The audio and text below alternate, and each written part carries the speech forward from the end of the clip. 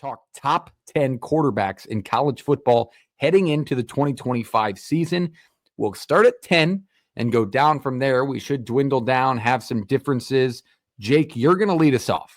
So, Jake, give us your number 10 on your list of top 10 quarterbacks heading into 2025. Okay, we're already going to start off with a bang because I was kind of hoping we were going to do 1 through 10 because the build-up is that exciting. Number 10, I'm going to do it. I'm going Rocco Becht. You're crazy, bro. Never expected that. Really? Like, is that not a shock to you guys? Did you guys really expect me to throw him on there? Because I would have him in the top 15. So I don't think it's like dumb. I'm not calling you dumb, but of course I think you would slide him in at 10. I just think that for the guys that aren't in there, and I'll get through the rest of my list obviously later, I just don't think I don't know if there's another quarterback in college football that led as many game-winning drives as he did last year, or maybe just in the last 2 years. I think he's just been really rock solid, and maybe we can talk about him compared to some of the guys I left out at the end, but I don't see an argument where Rocco's not better. And I think he's actually getting underappreciated heading into this year. So I'm pretty excited about what he could do this year. Yeah, I hope this is coming off the right side of my screen, but let me pull that page off of Jake's page. I got Dylan Raiola at 10. So we'll put our quarterbacks on at 10. You guys can laugh about that one, but what an intriguing story going into his sophomore season. Set the all-time passing mark at Nebraska for his freshman passing yards. Obviously, he's got what I feel is better and more consistent receivers this year. So it's an intriguing story, and his ability to throw the ball in from different arm angles with better receivers, you would got to think he's going to crack the top 10. And statistically, depending upon the way the offense works, but just because the ceiling's still there, he's slimmed down, maybe has a better ability to move in the pocket a little bit. Dylan Raiola is at 10 for me. JP. Yeah, my list, I went a direction where how would I feel if I was handing the keys to you as my quarterback going into the year? If you don't have a ton of starting experience, you're not on this list. That point blank, no Arch Manning, there's no Julian Sane. Those ones not on there. I'm not doing that whole song and dance because I don't know what they're going to be. So you're not making my top 10 list till you earn the darn thing. All right. That's 10, I have Drew Aller. I think another year with Kotelnicki will be nice to help him, but I think when he is okay and when he's averaging okay, his average and okay level is below what a star quarterback should be. I think he's just a jag at times. It's limited amount of times where I'm looking at him and feeling like he's going to change the game by himself and he's going to do something to really help his team win. Yes, he makes plays. Yes, he's made really good throws. Yes, he throws a pretty ball. Yes, he's got all the intangibles. I can do this all day. But the fact is that I'm still not there with him. Maybe I overhyped him a little bit coming into it. I think he's really going to be the next thing for Penn State a couple years ago and really help them. And he hasn't gotten there, but I do more so feel like when he's not at his absolute best, it's kind of just a jag situation for Penn State. So he's 10. At 10 is that I am wondering where this list is going already. If it's taking out the young guys and Aller's at 10, now I'm intrigued. So let's go snake style. JP, back to you for 9. Yeah, I got to find out. I wrote all my options down and then went through a number of them off because lost his list. I just want I got it right here. There was actually 1. I didn't see a 0 there. I didn't write them 1 through 10 in order. I wrote down all my options and who I thought so I could see and compare. So 9, I have Lenore Sellers. Now, I think when Lenore Sellers is at his peak, he's much better. I think he's one of the best quarterbacks in the country. I think another thing with that is he adds another dynamic to that game and to his team with his ability to run. Obviously, when he struggles, South Carolina struggles at times, we saw that a couple of times. But that was 1 year with full snaps. I think he's going to get better and better. And so going into this year, what I expect out of him in 25 is to be a top 10 quarterback in the sport. We're going to piss some people off with these lists, gentlemen. That's what I'm realizing here. Because we're going to have some variations for sure. At 9, I have John Mateer at Oklahoma. I think I saw a lot of different posts and rankings on social medias, national articles that had him in the top 5. I'd like to see him we're affiliated with the conference school first, that it feels like they're playing for something a little bit bigger. I feel like the competition he played last year, I just need to see it a little bit more, but I think what we saw is enough to say the talent is there for him to be in the top 10. high potential, high ceiling guy. I just need to see more of it, but I like John Mateer at 9. Who you got, Jake? Yeah, I appreciate JP saying he's not going to put anybody that hasn't really played yet, but that's just not going to be the My case list for is me. not that way. Yeah, I got Julian Sayin at 9, number 6 player in his class. He's got the best wide receiver in college that we've seen probably in the last decade. So he's always going to have a safety Maybe further. blanket that's going to be okay. And Ohio State's got a pretty good track record of developing quarterbacks, so I think it's going to work out. Ironically, after the Timberwolves were getting piss pounded last night by 40, I flipped it over to the Ohio State spring game. I actually liked what I saw. I thought it was really good. I think he's going to be.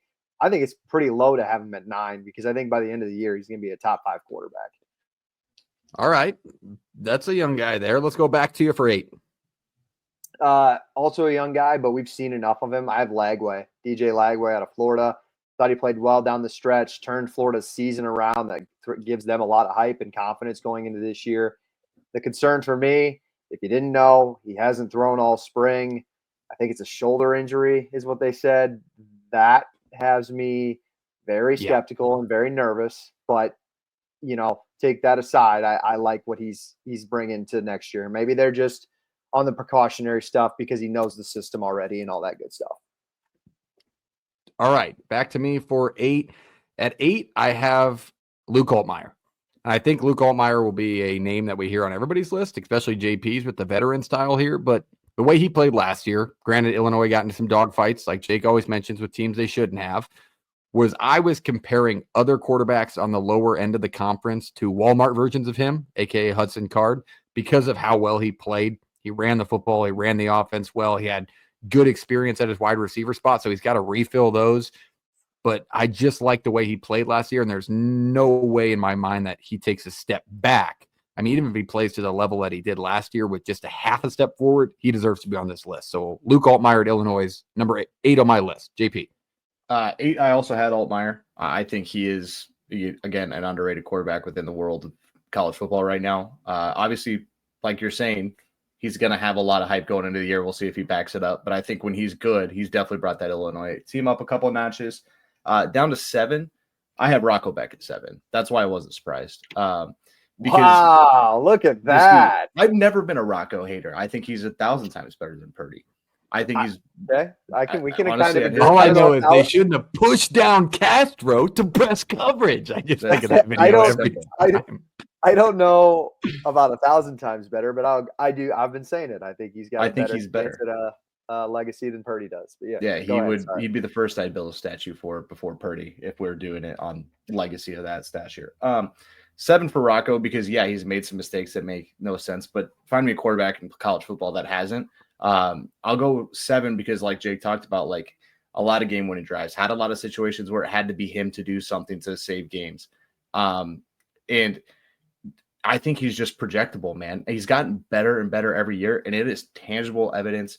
And it's also like the mental side of things. You can see him doing things better and quicker. You can see him going through the game and playing a little bit better. You can see him just getting better as a quarterback overall.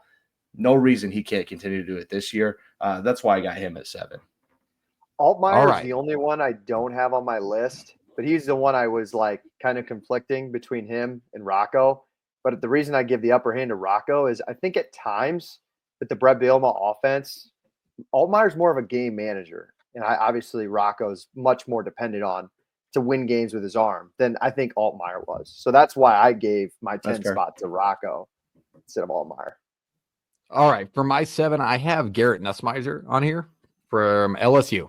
And I have him at 7 just because of some of the decision-making issues he had last year on the road at South Carolina and some tough environments. But overall, his play has him deserving to be on this list. I think similar to Altmaier, he takes a small step forward. It could make a world of difference for that team. Very good pocket passer, really accurate. So that's who I have at my 7 spot, Jake. Was disappointed to see him as high on, or I guess as low at JP's list. 7, I have Lenore Sellers. Don't think we've seen a skill set at quarterback like this in a while. I think he's got to become a better passer, but to be like a legit pro prospect. But in the college ranks, like we haven't seen an athlete like this at quarterback in quite some time. And I just think he's awesome. All right. Back to you. Give us 6. 6. Number 6. This one's short and sweet. Sawyer Robertson at 6. And for those who had John Mateer on their list, Oklahoma wanted Sawyer. They didn't want Mateer. He was their second option. So enough said there. Sawyer Robertson at 6. All right. I like that. At 6, I have Arch Manning. Now, I didn't follow JP's rule. I have him at 6, which is a lot lower than most national media outlets and people in general, but it's because I haven't seen much on field. Like, obviously, he's shown the ability to run, breaking off long touchdown runs and blowouts, shown the ability to throw, but seeing him put it together could move him up on this list by the end of the year. But right now, I think just what we've seen, the talent he has, I have him at 6, but that's still pretty high in college football. So I expect a lot out of Arch. JP. 6, I got Carson Beck. I think I subscribe to more it wasn't just his problem at Georgia. I think it was a multitude of things. I think he will be good at Miami. Now, is he going to set the world on fire? No, but you can trust that guy to not make a ton of mistakes. You can trust that guy to control an offense and get the ball into people who make plays. And so I put him at 6 because I do think he's going to have a really good year at Miami. Now, who he is off the field, I don't know anything about it. There's more rumors than you can count. But, hey, I'll put him at 6 because I think he's a pretty solid quarterback. 5. Now we're into the top 5. We're in the top 5. This is big news. All right. Top 5, DJ Lagway first. Yep, DJ Lagway at 5. Jake, you talked about you haven't seen this skill set at quarterback before. I would argue that you have an Anthony Richardson and now DJ Lagway. I like Lagway more than Sellers. I think, man, he changed that Florida team almost in 1 week, 2 weeks time. They were completely playing a different brand of football. Freak athlete, obviously all the intangibles, but it just sounds like he is a really good fit in Gainesville and fits that scheme really well. And I think with being as young as he is with his upside, if they can just keep him, on the trajectory of just getting better year by year and not trying to do too much too early, he's going to be a top 5 quarterback for the next couple of years. All right. For my 5, I also have DJ Lagway. High ceiling. I'm going to just echo all the parts JP said to kind of kick this into gear. But the way he changed that Florida team and the ability he has at healthy, obviously massive point from Jake that if he's healthy throughout the year, he'll be there. But as long as he doesn't get into turnover trouble, he's going to take this Florida team to a much better spot. Jake. 5, I have Nussmeier. I think he's got the highest ceiling out of all these quarterbacks. If he becomes more consistent with this new wide receiver group, Brown from Kentucky coming in, I think he's going to put up massive numbers. Like you saw what Jaden Daniels put up a couple of years ago. I think Nuss could do the same thing. It's just a matter of if he can keep his turnovers down. All right. Back to you for 4. Still haven't figured out how this has gone yet. JP jumped on the train, figured out how this was going, gives 2 picks at a time. Jake, I got to go back to him. That's all right. 4, I got Drew Aller, actually, just because I got to keep him top. He's got the lowest ceiling, but I think he's the most consistent out of all of these quarterbacks. Could be number 1 if he just gets over the Notre Dame, the Ohio State, Michigan game humps. His if he slow gets over games, those, if he gets over those and makes big plays, he could be a top 5 draft pick next year. Like people are already talking about him being a super high NFL draft pick. He's just got to get over those big spotlight games, and he's got a really good shot this year. It could take one big one for Aller to just change everybody's opinion on him. I like that. Yes. At 4 for me, I have Lenore Sellers. And how many times have I said throughout this list with all these young guys, high ceiling? Lenore Sellers has a high ceiling even just where he's at. Like we've seen the ability to run, seen his ability to throw, the way he operates at South Carolina offense when he's at his best is unbelievable. I like him in this spot as a top 5 quarterback. I feel comfortable. I think he'll make his case for me this season. And maybe if people didn't get a glimpse of it last year, they're definitely going to get a full dose of it this year. So Lenore Sellers at 4 for me. JP. Yep, 4 for me. I'm going to go Sawyer Robertson. I'm pretty high on this one. I think as far as you look as a guy with, honestly, I'm going to call it a track record at this point. Like I feel like that Baylor team was solid, but they weren't going to be what they were last year without this guy, under center and calling the shots here. I think he's obviously very primed to have another big year in a Big 12 that's crazy and going to need him to do so. Is Baylor going to be better overall? Yet to be seen. But I have a hard time thinking they're going to be any worse. I could see him, if he repeats the same numbers as last year and does exactly what he did last year, there's no reason he shouldn't be here. Talk about a guy that's going to end up on draft boards. Number 3, this one I'm a little bit kind of up and down on as far as if he's 3 or if there's guys that could be in his spot. Give me Sam Levitt. I think when you watch Sam Levitt just play, I think there's a difference in how a guy plays. And you can tell just watching a ton of college football week to week on like how hard a guy plays, how hard guys play for certain quarterbacks, maybe their ability to make decisions and just make plays in big spots. I think the guy's one of them. We were high on him before he got to Arizona State. He was well recognized and people knew that he was going to be something. He just gets a shot in a different location down in the desert and it works out.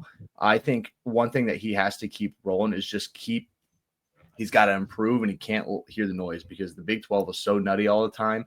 And if you litter down in Tempe and get into the wrong stuff, it can go down south fast. So just making sure that Sam Levitt stays on the trajectory he's on and understands that it is a hard conference to win every year. And it's not all glitz and glam. It's not all easy to do. Now it's a full season in the spotlight.